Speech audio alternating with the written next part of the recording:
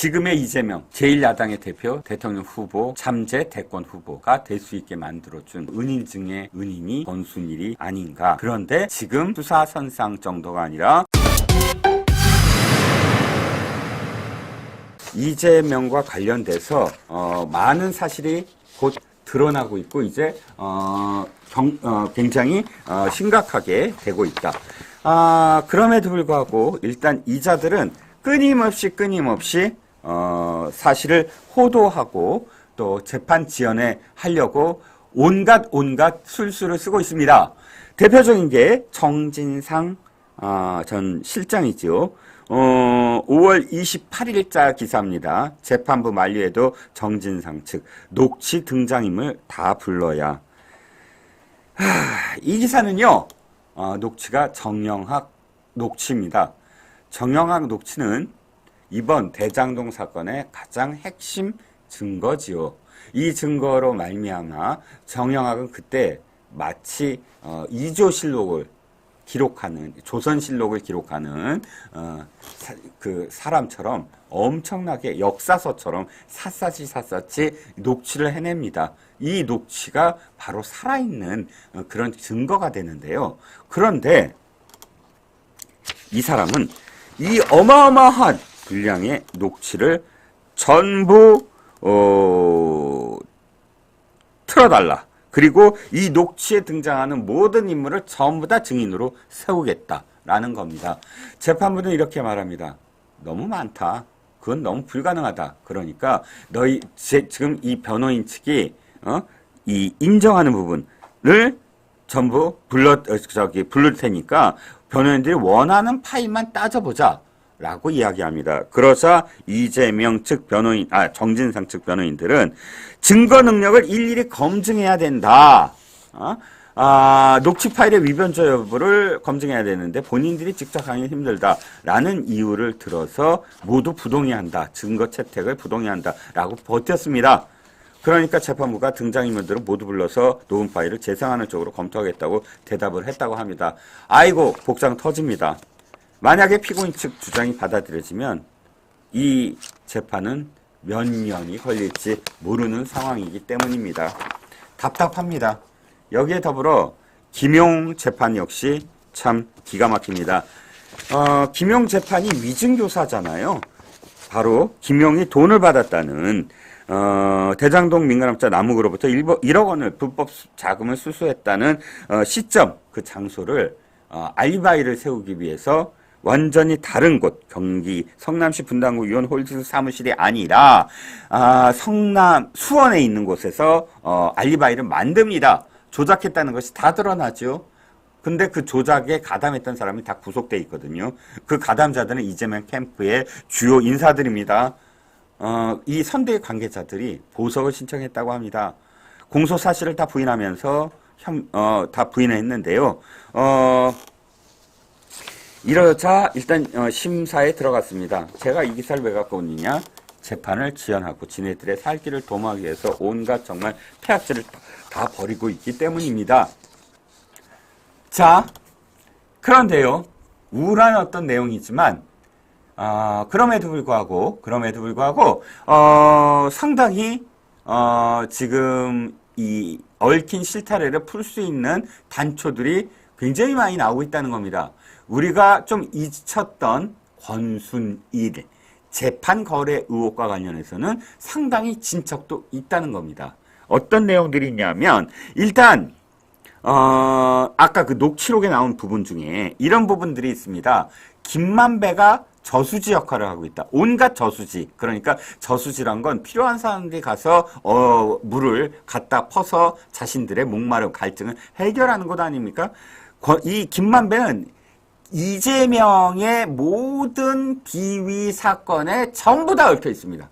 대북 송금, 재판 거래, 대장동, 기타 등등의 많은 사건들의 가장 중심에 서 있습니다. 저수지니까 그 역할들을 했다는 겁니다. 바로 권순일의 재판 과정에서의 활약상은 우리가 이미 추정을 할 수가 있죠. 안 그랬으면 권순일한테 8번이나 대법관을 찾아갈 수 있는 기자가 있을까요? 권순일은 대법관의 정문에 저는 권순일 대법관을 만나러 왔습니다. 무슨 기자입니다. 하면 대법원 정문에서 그 대법관실에 연락을 합니다. 약속이 잡혀져 있습니까? 8번에 걸쳐서 약속이 있습니다라고 대답을 한 겁니다.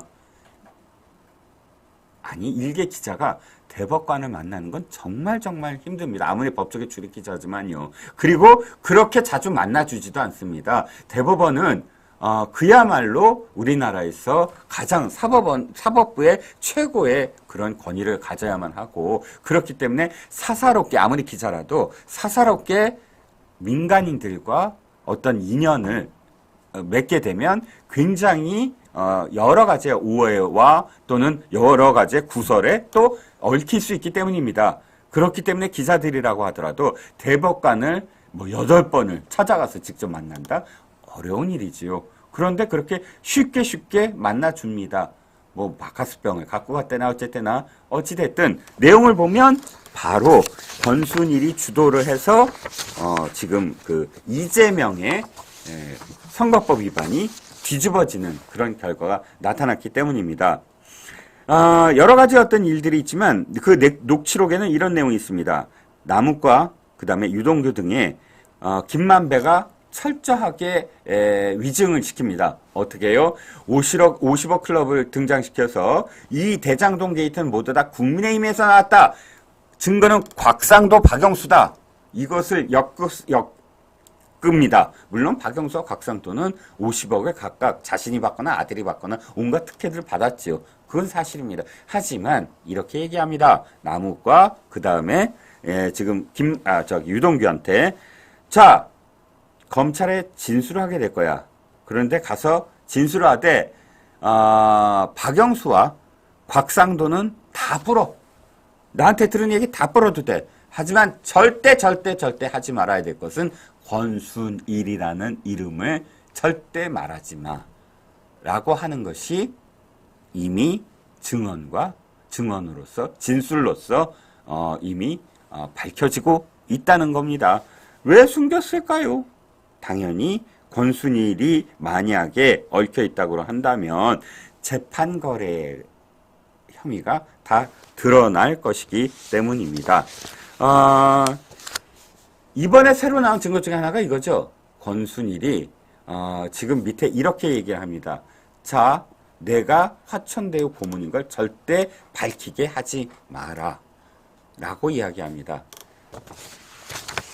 떳떳하다면 대법관 나와서 왜 화천대유 고문이 됐는지를 사람들에게 이야기하면 안 되는 걸까요? 이 월간조선 2024년 6월호에는 김만배가 쌍방울 저수지 역할을 했다. 이재명과 김성태와 권순일과 모두 연결됐다라는 제하의 기사를 통해서 이렇게 정리를 합니다. 바로 권순일이 재판 거래를 했다는 6가지의 증거 해갖고요. 1. 전직 대법관이 변호사 등록도 하지 않고 화천대유라는 별도 이름 없는 기업체로부터 월 1,500만 원의 고문료를 받았다. 일도 없이 받았으면 사후 뇌물죄고 일하고 받았으면 변호사법 위반이 문제된다. 대법관 정도 되면 우리나라에서 정말 네로라 하는 진짜 유명한 로펌에 들어갈 수 있습니다. 전화 한 통화로 몇십억 원을 전관예우로 받을 수 있습니다. 그런데 화천대유, 저희 대장동 사건이 터지 이전에 우리가 화천대유라는 이름을 안 사람이 있을까요? 그런 이름 없는 회사에 고작 꼴랑 1,500만 원을 받는다? 이해가 되지 않죠. 두 번째 이유입니다. 이재명의 선거법 위반 사건에 대하여 대법원 재판 연구관들이 유죄 의견으로 보고 연구 보고서를 작성했는데 권순일이 무죄 취재 연구 보고서를 사로이 작성했다. 유력한 증거죠. 세 번째, 권순일은 이 사건에 대해 강한 애착이 있었던지 자신이 펴낸 공화국과 법치주의라는 책에서 24번째 판결로 자기의 이 판결을 소개했다. 이상합니다. 이 연루 의혹이자 권순일은 이 내용을 이렇게 얘기하거든요. 아니, 나는 그냥 관 중에 한 사람에 불구하고 그 사건은 난 잘 모르는 사건이다라는 식으로 거리를 뒀잖아요. 그런데 왜 자기 책에는 아주 자랑스럽게 이 사건에 대한 판결을 소개를 할까요? 네 번째, 권순일은 이 사건을 이렇게 비중 있게 생각하였는데 정작 이 사건에서 등장하는 화천대유는 모른다고 말했다. 앞뒤가 안 맞죠? 생각해 보세요. 내 책에 그 판결문을 다 수록을 했다 그러면 판결문에 들어가 있는 화천대유라는 이름을 모른다라고 하는 게 앞뒤가 안 맞죠. 이건 화천대유의 이름을 모르는 게 아니라 화천대유의 이름을 모르는 것으로 해야만 하는 상황이기 때문에 모른다라고 얘기한다는 것이죠. 다섯 번째, 화천대유의 대주주인 김만배는 대법원을 자주 방문했는데 그 방문처로 권순일을 표시했다. 그런데 김만배는 이발소로 갔다는 핑계를 대고 있다. 그러다가 권순일이 퇴임하자마자 대법원은 한 번도 방문하지 않았다. 자, 이게 저는 이발소 얘기를 듣고 경악을 했습니다. 자, 아까 설명을 드렸죠. 김만배라는 자가 대법원에 들어가려면 이유가 있어야 됩니다. 저 이발소 가요? 그러면 발길질을 당할 겁니다. 이발소 가기 위해서 대법원에 가는 사람이 누가 있습니까? 당연히 대법원에 있는 판사를 만나러 간다. 대법관을 만나러 간다. 헌법재판관을 만나러 간다. 어떤 뚜렷한 이유가 있어야 됩니다. 특정 대상이 있어야 됩니다. 그래야만 들어갑니다. 그러니까 권순일을 만나러 갑니다. 라고 했기 때문에 들어간 거 아니에요? 그런데 이발소로 갔어요. 그럼 권순일과 김만배는 이런 관계입니다. 형님, 저 이발소 갈 테니까 제가 형님 만난다고 해주세요. 권순일, 그래요. 우리 대법원 이발소가, 저 커트는 최고지. 이런 대화가 성립이 돼야, 대법원에 권순일 핑계대고 이발소에 갈 수 있는 겁니다. 제가 지금 했던 게 수긍이 가십니까? 이발소를 가기 위해서 대법원에 간다고요? 자, 마지막으로 이재명은 스스로 대장동 개발은 자신이 설계했다고 말했다. 대장동 개발의 중심에 화천대유가 있다. 화천대유는 이재명 사건에 등장한다. 이재명은 이 사건에서 무죄를 선고받으면서 새로운 정치 생명을 얻었다. 부모를 빼고 이재명에게 생명을 준 사람은 권순일 대법관 뿐이다. 이것이 지금 권순일이 재판 거래, 즉 자신이 무엇인가 특혜를 받고 이재명으로 하여금 지금의 이재명, 즉 제1야당의 대표, 대통령 후보, 잠재 대권 후보가 될 수 있게 만들어준 그야말로 은인 중의 은인이 권순일이 아닌가. 그런데 그 권순일도 지금 이제 수사선상 정도가 아니라 상당히 이 많은 증언과 증거들이 쏟아지고 있다. 기다려야 될 것이다. 라는 이야기입니다.